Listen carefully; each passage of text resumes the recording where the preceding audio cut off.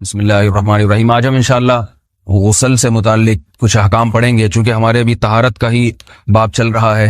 غسل کب فرض ہوتا ہے اور غسل کا طریقہ کیا ہے؟ رسول اللہ صلی اللہ علیہ وسلم نے فرمایا ان اللہ لا یستحی من الحق، اللہ تعالی حق بات کو بیان کرنے سے حیا نہیں کرتے۔ تو غسل کے جو مسائل ہیں ان میں بھی بعض دفعہ کچھ ایسی باتیں آتی ہیں جو بظاہر حیا کے خلاف ہیں، لیکن علم کی ایک بات ہے، سیکھنے اور سکھانے میں حیا اگر کریں گے تو پھر ظاہر ہے ساری زندگی جاہل ہی رہے گا انسان۔ اور غسل کے مسائل سیکھنا اس لیے ضروری ہے کہ غسل جب فرض ہوتا ہے تو جب تک مکمل غسل نہ ہو آپ کی نماز ادا نہیں ہوتی۔ رسول اللہ صلی اللہ علیہ وسلم نے فرمایا الماء من الماء، حدیث ہے کہ غسل فرض ہوتا ہے خواہش نفس کے ساتھ جسم سے منی خارج ہونے سے۔ مرد پہ غسل کب فرض ہوگا؟ جب اس کے جسم سے شہوت کے ساتھ منی خارج ہو۔ منی بالکل سفید رنگ کی چیز ہے، ایک ہوتی ہے مزی۔ شہوت پیدا ہونے سے اگر کسی کے مرد یا عورت کے صرف رطوبت خارج ہونا شروع ہو گئی اس سے غسل فرض نہیں ہوتا۔ جب تک مکمل شہوت پوری نہیں ہو جاتی اور مادہ منویہ خارج نہیں ہو جاتا، چاہے احتلام کی صورت میں ہو یا کسی بھی طرح سے ہو۔ مردوں کے ساتھ چونکہ یہ بہت زیادہ ہوتا ہے، نائٹ فال کی صورت میں مردوں پر غسل کی یہ صورت بہت زیادہ فرض ہوتی ہے۔ جیسے ہی بلوغت ہوتی ہے تو احتلام شروع ہو جاتا ہے، ہفتے میں 1 دفعہ 2 دفعہ 3 دفعہ، بعض نوجوانوں کو روزانہ بھی 2 دفعہ ہوتا ہے، جبکہ خواتین میں یہ والے غسل کی صورت بہت ہی کم ہوتی ہے کہ ان کو نائٹ فال ہو یا اس طرح سے غسل فرض ہو۔ ہزاروں میں کسی ایک عورت کے ساتھ ایسا ہوتا ہے۔ ایک صورت تو یہ ہے غسل فرض ہونے کی۔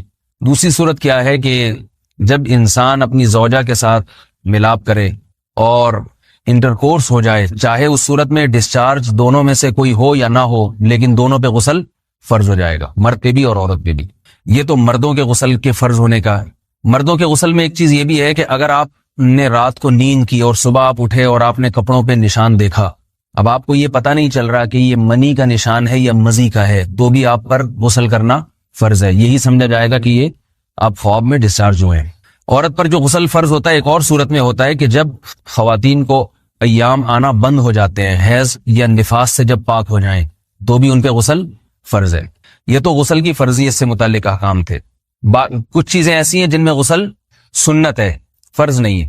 جمعہ کے دن غسل کرنا رسول اللہ صلی اللہ علیہ وسلم نے بہت زیادہ تاکید کی ہے۔ سنت کی 2 قسمیں ہیں، سنت مؤکدہ اور سنت غیر مؤکدہ۔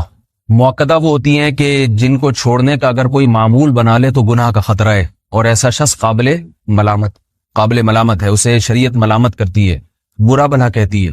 تو غسل سنت مؤکدہ ہے، ہفتے میں 1 مرتبہ، چاہے جمعے کے دن ہو یا کسی بھی دن ہو۔ جو مسلمان ہفتے میں 1 دفعہ بھی نہیں نہاتا، وہ کتنا ہی نیٹ کلین ہو، مگر شریعت کی نظر میں وہ قابل ملامت ہے، اسے تانے دینے چاہیے کہ شرم نہیں آتی ہو مسلمان مگر رہتے ہو بھنگیوں اور چماروں کی طرح۔ ملامت تو اسی کو کہتے ہیں نا۔ اس کی دلیل رسول اللہ صلی اللہ علیہ وسلم نے فرمایا، صحیح حدیث ہے، حق علی کل مسلم ان یغتسل کل اسبوع مرۃ، کہ ہر مسلمان پر لازم ہے کہ وہ ہفتے میں کم از کم 1 مرتبہ غسل کرے۔ ہر مسلمان پر لازم ہے، چاہے اس پہ غسل فرض نہ بھی ہو۔ اور کس دن بہتر ہے؟ جمعہ کے دن۔ نبی صلی اللہ علیہ وسلم نے حکم دیا ہے کہ جمعے کے دن غسل کیا جائے۔ امام احمد ابن حنبل کا مذہب یہ ہے کہ جمعے کے دن غسل کرنا واجب ہے، صرف سنت نہیں ہے بلکہ واجب ہے، لیکن جمہور کا مذہب یہ ہے کہ سنت عمل ہے۔ غیر مسلم جب اسلام قبول کرتا ہے تو اس وقت بھی اس کے لیے غسل کرنا سنت ہے۔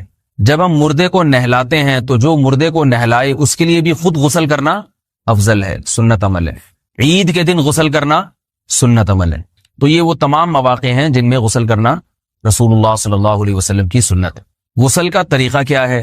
غسل میں 3 چیزیں فرض ہیں، منہ بھر کے قلی کرنا، ناک میں پانی ڈالنا کہ ناک کی جو نرم جگہ ہے یہ اچھی طرح تر ہو جائے، اور پورے جسم پہ 1 مرتبہ پانی بہا دینا کہ جسم میں بال کے برابر جگہ بھی خشک نہ رہے۔ یہ تو ہے فرض، یعنی یہ کام کسی نے کسی بھی طرح سے کر لیا تو غسل ادا ہو جائے گا، چاہے اس کی نیت غسل کی تھی یا نہیں تھی۔ کوئی آدمی چلتا ہوا جا رہا ہے، پھسل کے تالاب میں گر گیا، پورے غوطے کھا کے باہر نکلا، قلی کر لے اور ناک میں پانی ڈال لے تو غسل اس کا ادا ہو جائے گا۔ البتہ چونکہ نیت نہیں تھی لہذا غسل کا ثواب نہیں ملے گا، ثواب نیت کے بغیر نہیں ملتا انسان۔ دلائل اس کے الگ موضوع ہے کہ اس کی دلیل کیا ہے کہ بغیر نیت کے بھی غسل ہو جاتا ہے، لیکن میں نے بتایا دلائل کا سیشن نہیں ہے، اس میں پھر بات لمبی ہو جائے گی۔ تو یہ تو ہے فرض، پورے جسم پہ پانی بہانا، کلی اور ناک میں پانی۔ سنت طریقہ کیا ہے؟ رسول اللہ صلی اللہ علیہ وسلم غسل کیسے کرتے تھے؟ سنت طریقہ جس پہ جو اختیار کرنا چاہیے، وہ طریقہ یہ ہے کہ جب آپ غسل کے لیے بیٹھیں تو سب سے پہلے وہ جگہ دھوئیں جہاں نجاست اور ناپاکی لگی ہوئی ہے. نائٹ فال ہوا, کسی کو احتلام ہوا, تو جہاں جہاں گندگی لگی ہے پہلے اس جگہ کو دھوئیں. استنجا کریں, شرمگاہ کو دھوئیں اچھی طرح. سمجھ رہے ہیں بات کو؟ اس کے بعد ہاتھ دھوئیں اور مکمل وضو کریں جیسے ہم عام حالات میں وضو کرتے ہیں. مکمل وضو کرنے کے بعد دائیں کندھے پہ پانی ڈالا, لیفٹ سائڈ پہ پانی ڈالا. پہلے زمانے میں تو چلو سے غسل ہوتا تھا, ہاتھ دھو لیے تو اب چلو سے پانی لے کے یہاں ڈالا جا رہا ہے, چلو سے پانی لے کے یہاں ڈالا جا رہا ہے, پورے جسم پہ ملا جا رہا ہے, اور چلو سے پانی لے کے 3 دفعہ سر پہ ڈالا جا رہا ہے. تو آج کل چلو الو تو ہے نہیں, شاور کے نیچے جا کے کھڑے ہو جاتے ہیں. تو اس میں یہ کہ شاور کھولے اس میں کھڑے ہو جائیں, سارے چلو اس میں خود بخود ہی ہو جائیں گے, پورے جسم پہ پانی بہ جائے گا. نبی صلی اللہ علیہ وسلم کے دور میں یہ جدید چیزیں نہیں تھیں, شیمپو اور صابن. تو آپ صلی اللہ علیہ وسلم بیری کے پتوں سے غسل کی ترغیب دیا کرتے تھے. بیری کے پتوں کو اگر پانی میں پکایا جائے تو پانی میں میل کچیل صاف کرنے کی صلاحیت بہت بڑھ جاتی ہے. ہمارے زمانے میں اس تکلف کی ضرورت نہیں ہے, صابن ملتے ہیں اس سے نہایا کریں. بہرحال کہنے کا مقصد یہ آپ لوگوں سے, تو یہ سنت طریقے سے غسل ہو جائے گا آپ کا. سمجھ رہے ہیں بات کو؟ سب سے پہلے استنجا کیا, اس کے بعد وضو کر لیا, اس کے بعد غسل کر لیا. اگر کسی نے غسل میں وضو نہیں کیا اور ویسے ہی پورے جسم پہ پانی بہا دیا تو بھی اس کا وضو خود بخود ہو جائے گا. اس غسل سے وہ نماز پڑھ سکتا ہے, کیونکہ بعض لوگ غسل کرنے کے بعد دوبارہ وضو کر رہے ہوتے ہیں. اس کی ضرورت نہیں ہے, کیونکہ جب غسل کرتے ہیں تو وضو والے اعضاء تو خود بخود اس میں دھل جاتے ہیں. یہ ہے غسل کا طریقہ. وضو کیسے ٹوٹتا ہے؟ جن چیزوں سے غسل فرض ہوتا ہے ان چیزوں سے وضو تو بہرحال ٹوٹتا ہی ہے. اس کے علاوہ بھی وضو ٹوٹتا ہے. اس سے پچھلے لیکچر میں نے کچھ تفصیل بتائی تھی کہ نجاست جسم سے کہیں سے بھی خارج ہو جائے یا نجاست نکل کے بہہ پڑے. اگر قضاء حاجت کی جگہوں سے نجاست خارج ہوئی ہے تو نظر بھی آ جائے وضو ٹوٹ جائے گا, اور قضاء حاجت کے علاوہ جگہوں سے اگر نجاست خارج ہوئی ہے, خون وغیرہ ہے جیسے, تو جب تک نکل کے بہے گا نہیں تو اس وقت تک وضو نہیں ٹوٹے گا. سمجھ رہے ہیں بات کو؟ وضو کا طریقہ کیا ہے؟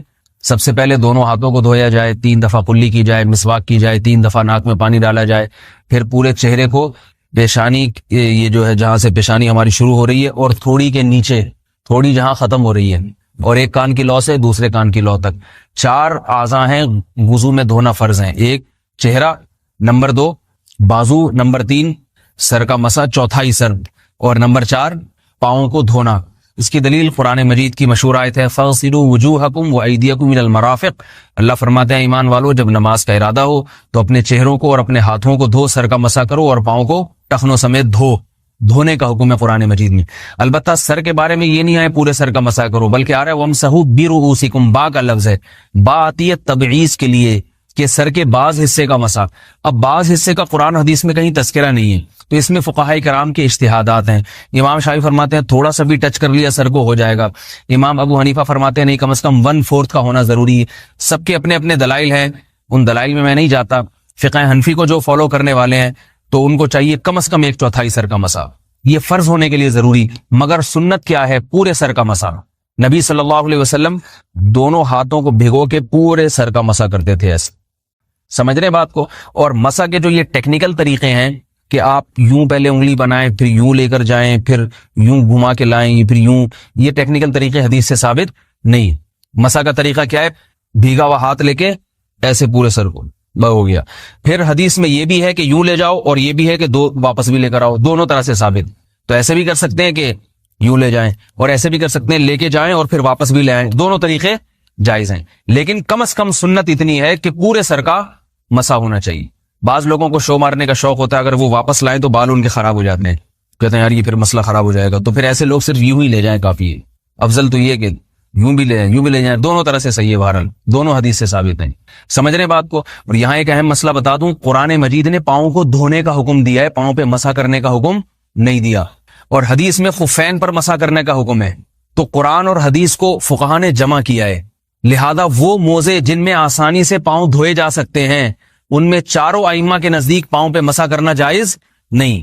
سعودی عرب میں جو بعض سلفی حضرات اور یہاں ہمارے ہاں بھی اہل حدیث حضرات نے عام موزوں پر بھی جو مسا کی ایک روایت ڈال دی ہے, اسلاف میں, تابعین, تبع تابعین میں اور چاروں ائمہ کے مذاہب میں اس کا ثبوت نہیں ملتا. اگر اسلاف میں کوئی قائل بھی ہے تو ایک شاذ قول, اکا دکا قول ملتا ہے, ورنہ یہ ائمہ اربعہ کے مذہب کے خلاف ہے. اور جو احادیث جو نقل ہوتی ہیں صحیح سند کے ساتھ ان کے بھی خلاف اور قرآن کی آیت کے بھی خلاف ہے. اس لیے کسی نے عام ساکس پہ اگر مسا کر لیا، جو عام طور پہ آفس پہن کے جاتے ہیں لوگ، اس میں تو پاؤں، آپ اگر ساکس کو پانی کے نیچے رکھیں پورا پاؤں دھل جائے گا آرام سے.